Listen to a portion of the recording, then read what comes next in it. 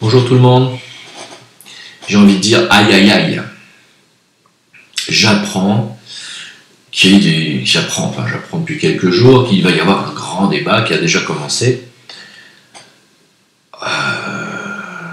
Étonnant quand même. C'est quand même étonnant. Un débat initié par Macron lui-même qui refuse d'entendre les revendications des manifestants, qui les considère comme une foule haineuse, qui a fait déjà des annonces pour calmer les esprits fausses, d'augmentation de 100 € du SMIC, etc., qui était tout à fait de l'enfumage, et qui continue de laisser son petit chien de garde, Castaner, passer des ordres absolument scandaleux, dangereux pour tout le monde, les ordres qui vont dans le sens de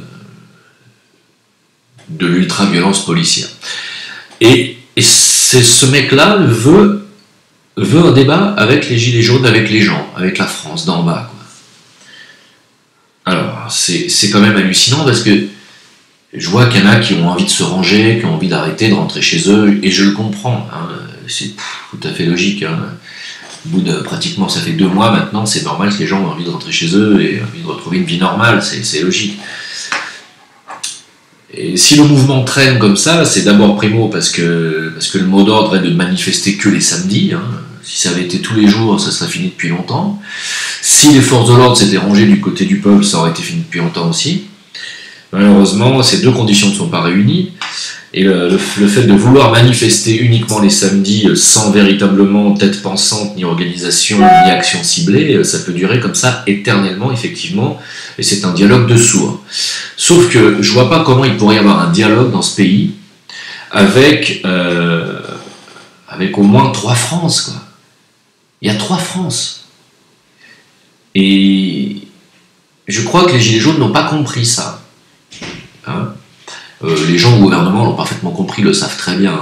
Ceux qu'ils appellent les gens qui ne sont rien, ou la France d'en bas, ou la France profonde, c'est vous. Ils vous appellent vous comme ça, les gilets jaunes. Vous qui êtes composé de paysans, d'agriculteurs, c'est la France agricole. Sauf que c'est la France qui paye les impôts. C'est la France qui bosse comme des forcenés. C'est les paysans qui se suicident parce qu'ils travaillent 20 heures sur 24, 7 jours sur 7, ils surproduisent et ils gagnent rien. C'est cette France-là, c'est cette France qui est surtaxée, surimposée, et qui paye pour les autres, pour l'autre France, pour les 2 autres France. Alors, parmi les 2 autres France, il y a la France bobo gaucho qui dirige depuis 40 ans, qui nous dirige dans le mur, plutôt qui nous dirige au fond de l'océan, comme le Titanic. Cette France bobo gaucho qui obéit au diktat Rothschild, à la finance mondiale, qui prend l'argent des taxes et des des impôts de la France d'en bas, donc, de la France gilet jaune, la France profonde, comme on dit, les gens qui ne sont rien pour Macron. C'est ça qu'il faut comprendre quand même, c'est que cette France bobo gaucho Macron Rothschild, la France resto du cœur, vous voyez, c'est la France, le showbiz français, millionnaire, qui se la pète à donner des leçons de morale et d'humanisme à longueur d'année en disant nous, on veut des pauvres, on veut soigner les pauvres, on veut que tout le monde soit égaux, mais quand il y a une crise où les Français de la France profonde est en train d'expliquer qu'eux ils se suicident et qu'ils n'arrivent plus à boucler les fins de mois, il n'y en a pas un qui suit, quoi. Il n'y en a pas un. Enfin, il y en a peut-être 2 ou 3, j'exagère un peu. Il y a Brigitte Bardot, il y a Muriel Robin, bon. Ok, très bien. Bon, et une fois que ça c'est dit, il y a une 3e France. Alors, la 2e France, la France bobo gaucho, se gave littéralement avec les impôts de la France qui paye, c'est-à-dire la France d'en bas, la France rurale, la France des gens qui ne sont rien pour Macron, c'est-à-dire la France qui paye les impôts pour les autres, et les 70 milliards de la recette des impôts sur le revenu, entre autres, qui va directement dans la poche de Rothschild et des prêteurs de notre dette. Parce que ceux qui payent la dette ceux qui se gavent sur la dette française sont des gens qui, de la finance mondiale qui ont placé Macron, entre autres, mais Sarkozy, Hollande et tout ça. Donc cette France-là, la France resto, la France, la France showbiz, la France d'en haut, Et puis il y a une 3e France. Il y a la France de ceux qui vit dans les banlieues. Alors quand je dis banlieue, ça ne veut pas automatiquement dire les gens issus de l'immigration. Hein. Dans les banlieues, il n'y a pas que des gens qui viennent d'autres pays. Il y a aussi des gens qui sont d'un milieu social pauvre et qui bénéficient pour une large part, je n'ai pas dit tous, des allocations et des aides sociales et des subventions. Hein. Et cette France-là participe très peu activement à la vie économique du pays, profite énormément de ce que la France d'en bas, la France des Gilets jaunes, la France des gens qui ne sont rien, je ne le répéterai jamais assez. Je trouve ça tellement monstrueux que je ne peux que le répéter. Cette France-là, donc la troisième France, la France des banlieues, la France qui profite majoritairement des allocations et des aides sociales, ne se joint pas aux Gilets jaunes. Non, ils ont les aides sociales. Vous l'avez remarqué, hein. Donc, et le problème, c'est que ces trois France-là ne veulent pas cohabiter, ne vivent pas ensemble. Les bobos gauchos qui se réjouissent d'avoir une France banlieue, issue de l'immigration, entre autres, ne veulent pas vivre avec eux. Cette France banlieue ne veut pas ne veut pas se mélanger aux gilets jaunes, vous l'avez remarqué, et la France d'en bas, la France profonde, la France des gens qui ne sont rien, qui payent les impôts, ne se sent pas représentée ni par les bobos gauchos qui dirigent, et ne se sentent pas non plus concernés par les problèmes des gens des banlieues. Donc on a trois France en une, qui ne peut pas cohabiter, et vous voulez faire un débat entre donc France rurale, France gilet jaune, France qui paye ses impôts pour que les autres s'enrichissent, et la France d'en haut qui s'enrichit donc sur votre compte pour les finances mondiales, pour que les énarques et les hauts fonctionnaires et tous ceux qui profitent allègrement du système, je parle des députés, des sénateurs, qui se gavent lamentablement à coût de 15 000 € par mois minimum, avec des appartements de fonction gigantesques dans Paris, des voitures, des chauffeurs qui sont exonérés d'impôts, qui ont des retraites monstrueuses, qui ont des payes et qui ont des salaires à vie pour certains. Et vous voulez faire un débat avec ces gens-là. C'est-à-dire que vous voulez faire un débat avec des gens qui vous ruinent depuis 40 ans, qui vous poussent au suicide, qui vous disent que vous êtes des gens qui ne sont rien, que vous êtes une foule haineuse, qui vous tapent sur la gueule avec insistance, hein, parce qu'ils n'ont pas arrêté au premier samedi de vous taper dessus, ils continuent. La gendarmerie du grand Bourg-Thérould, j'arrive pas à le dire, là où ils ont annoncé... Là où ils ont ouvert en fait le débat, hein, soi-disant, ils ont annoncé que tout port de gilet jaune était passible d'une amende de 135 €. Ça va, c'est top niveau, je veux dire. Il y a un tel respect des institutions que c'est à s'en arracher les cheveux, quoi. Tiens, d'ailleurs, je vais laisser parler cet excellent député En Marche, finalement, parce qu'il y a des gens compétents et valables dans tous les partis, c'est pas un problème. Sont morts durant l'explosion de la rue de Trévise. Aux pompiers aussi qui se font caillasser par des idiots, mais également aux pompiers gilets jaunes de Bordeaux qui est actuellement dans le coma.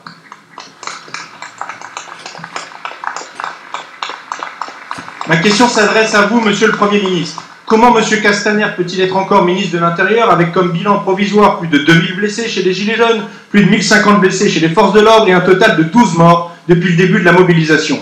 Il menace même les manifestants en énonçant le délit imaginaire de complicité de manifestations violentes. J'ai d'ailleurs déposé une plainte contre lui pour entrave à la liberté de manifester devant la Cour de justice de la République. Il récidive hier en affirmant qu'aucun policier n'a attaqué des gilets jaunes. On croit rêver, alors même que l'IGPN a été saisi par de nombreux signalements, y compris par le ministère lui-même. L'utilisation des flashballs et des grenades entraîne des blessures graves et mutilations chez les manifestants. Comme le demande le défenseur des droits, interdisons-les. Inacceptable aussi les journalistes blessés, empêchés de faire leur travail, que ce soit par les policiers ou des violents.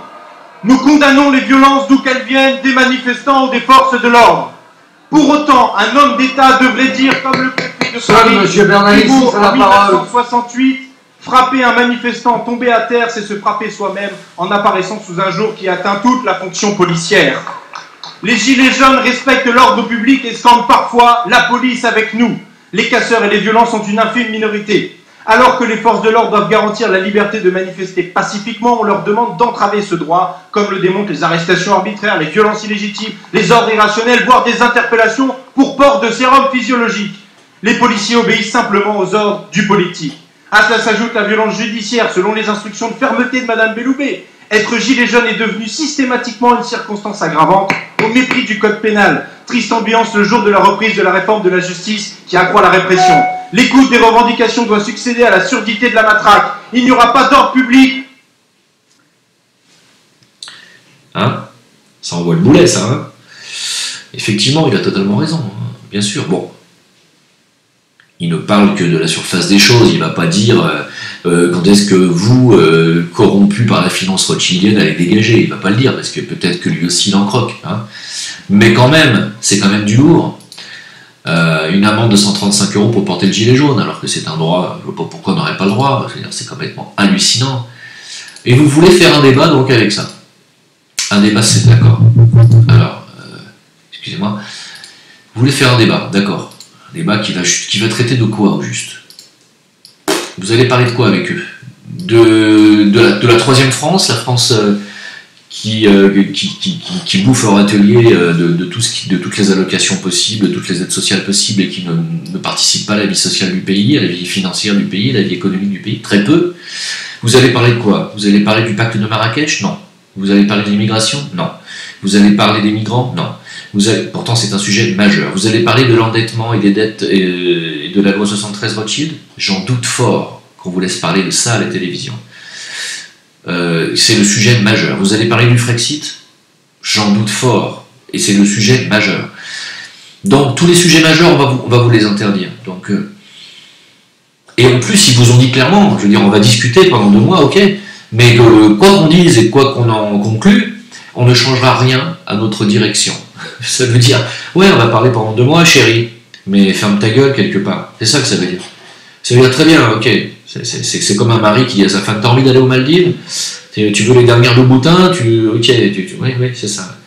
Mais écoute, cours chez ta mère parce qu'on n'a pas la thune pour ça, et puis on a d'autres choses à foutre. Voilà, donc il la laisse parler, et puis c'est tout, quoi. Et c'est tout ce qui va se passer. Ils vont vous laisser parler, ils vont vous enfumer pendant 2 mois, pendant ce temps-là, vous allez perdre votre énergie, vous allez perdre votre unité. Hein. Et puis j'ai remarqué qu'il y avait un certain dégonflement de certains gilets jaunes sur les sujets sensibles que je viens de citer. Parce qu'ils ont envie que ça rentre dans l'ordre, ils ont envie que maintenant il y ait un peu d'apaisement social, et je pense que ces gilets jaunes-là, vous n'êtes pas dans la bonne lignée, alors, pardon, hein, je dis ce que je pense, hein, vous n'êtes pas dans la bonne lignée révolutionnaire, hein, vous n'êtes pas sur une lignée réelle, et une volonté réelle de changer les choses. Hein, vous voulez continuer finalement à vous contenter de miettes, et à vous contenter de finir en esclave comme vos enfants et vos petits-enfants. Hein. Et si on ne change pas les choses maintenant, c'est pas dans 30 ans. Hein.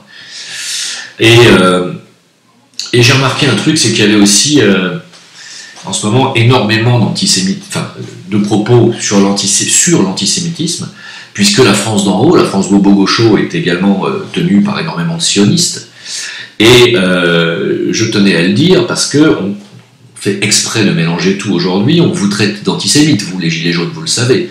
Vous, la France d'en bas, vous êtes traités d'antisémites, de racistes, de gros beaufs, islamophobes, homophobes et xénophobes, vous le savez. Hein, par la clique d'en haut, la clique BHL, hein, c'est-à-dire la clique dont on ne parle même pas. C'est une 4e France en réalité, mais qui est tellement peu nombreuse, mais qui dirige tout, on n'en parle pas. C'est-à-dire que les Drahi qui tiennent BFM-TV, Libération et j'en passe, la toute-puissance de BHL dans les médias, la toute-puissance de Attali, personne n'en parlera. Et ça, ce sont les sionistes, hein, les talmudo-sionistes, qui tiennent les politiques, qui tiennent la justice, qui tiennent les médias. Hein. Donc vous avez décidé de ne pas vouloir en parler non plus. Et pourtant c'est un sujet ultra majeur aussi. Je vois que les vidéos de mon ami Stéphane Blais sont censurées sur YouTube maintenant. Il faut dire que bon, Stéphane, si tu m'écoutes, c'est vrai que tu y vas quand même très fort sur VK, mais tu dis toi-même que tu n'es pas antisémite. Je vais revenir sur un certain nombre de déclarations qui ont été faites par, on va dire, ce qu'on peut appeler des autorités juives, tout en rappelant que moi j'ai des amis juifs, je ne suis pas antisémite, mais enfin la mafia juive c'est quand même assez extraordinaire, parce que vous avez, d'abord depuis la première vidéo que j'ai faite en soutien aux Gilets jaunes, je suis poursuivi en justice par des associations communautaristes agressives juives.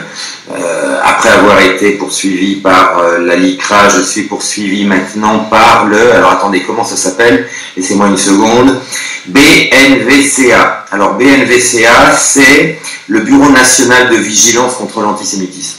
Je ne vois pas très bien le rapport avec les Gilets jaunes, mais tout ça c'est logique parce que la LICRA, le CRIF, la DILCRA, le BNVCA, la LDJ, tout ça, enfin en tout cas la LICRA, le CRIF, la DILCRA, le BNVCA, ce sont des associations communautaristes agressives qui reçoivent des dizaines de millions d'euros de l'État avec votre argent. C'est votre argent qu'ils prennent pour vous faire des procès. Il n'empêche que ces vidéos sont censurées. Pourquoi? Parce que Stéphane Blais dénonce l'emprise du sionisme sur la France. Lui-même s'est expatrié, il ne vit plus en France. S'il revient en France, il a des amendes à payer, il a des procès par la LICRA, par le CRIF, et à un moment donné, il faut que ça s'arrête. Parce qu'aujourd'hui, on ne peut plus dénoncer la mainmise d'un idéal politique. Le sionisme est un idéal politique. Bon, certes, un idéal politico-religieux. Et on ne peut plus dénoncer un idéal politico-religieux aujourd'hui sans avoir des plaintes, des amendes, des peines de prison avec sursis en France. Une interdiction de travailler. Stéphane Blais, qui est un grand pianiste concertiste connu dans le monde entier, n'a plus le droit de venir jouer en France. Comme on veut interdire de jouer les artistes dissidents. Les penseurs, les écrivains dissidents comme Soral, les humoristes comme Dieudonné, et j'en passe. Tous ceux qui sont dans cette mouvance de dénoncer l'emprise du sionisme et des réseaux maçonniques sur la France sont des gens qui sont grillés en France. Je pense que d'ailleurs je fais partie de ces gens-là. Mais c'est pas pour autant, et c'est pas parce qu'on dénonce un idéal politico-religieux qui a une emprise sur l'élite et sur les têtes pensantes de la France, les médias, et c'est tout à fait vérifiable ce qu'on dit, hein. C'est absolument vérifiable, personne ne peut démontrer le contraire de ça, qu'on est antisémite. Bien, moi je ne suis pas du tout antisémite, je n'ai jamais été, Dieudonné l'a dit à plusieurs reprises, Soral l'a dit aussi. Non. D'ailleurs, en France, il y a 600 000 juifs, je suis sûr qu'il y en a au moins 500 000, d'ailleurs il y en a plus de 500 000 qui ne sont pas inscrits au CRIF, voilà, et qui ne sont pas d'accord avec la politique de Netanyahou, qui n'ont pas envie de rentrer en Israël, et qui ne sont pas d'accord avec ça, avec cet idéal talmudo-sioniste, ils n'ont pas envie de ça, ils ont envie de vivre normalement. Vous voyez? Et je pense que ces juifs-là sont la majorité des juifs. Hein? Donc on ne dénonce pas tous les juifs quand on parle de sionisme. Et c'est là aussi, on m'a dit, Philippe Gendrock, il censure tous les propos qui touchent au sionisme.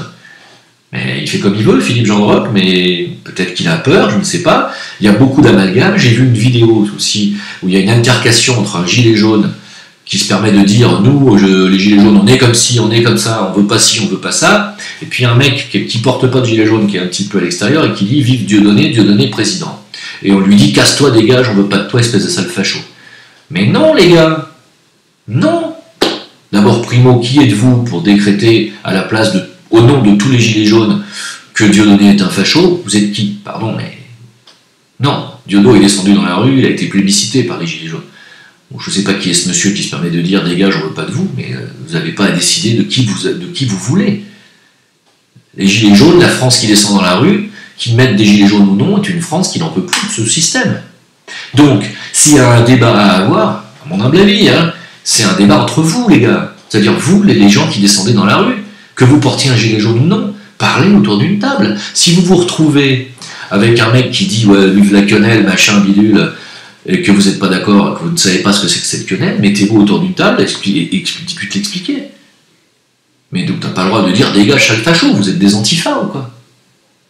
Non, les gars, on est en démocratie ou pas? Vous voulez faire des débats et vous parlez comme ça aux gens qui descendent avec vous dans la rue? Parlez entre vous. Réconciliez-vous, c'est le moment. C'est le moment de se réconcilier, de faire une vraie réconciliation nationale. Vous êtes dans la rue, tous. Qu'est-ce qu'il vous faut de plus? Finir dans une tente Ikea au bord du périphérique pour pouvoir vous comprendre et vous parler? Quand est-ce que vous allez comprendre que Dieudonné n'est pas antisémite et que sa quenelle, ça n'a rien à voir avec l'antisémitisme? À quel moment vous allez comprendre que vous avez été instrumentalisé, que cette quenelle est instrumentalisée par un système sioniste? Vous allez piger quand? Qu'il ne s'agit pas de dresser les juifs contre le reste du monde. C'est pas ça. Par contre, ça, c'est un idéal talmudo-sioniste.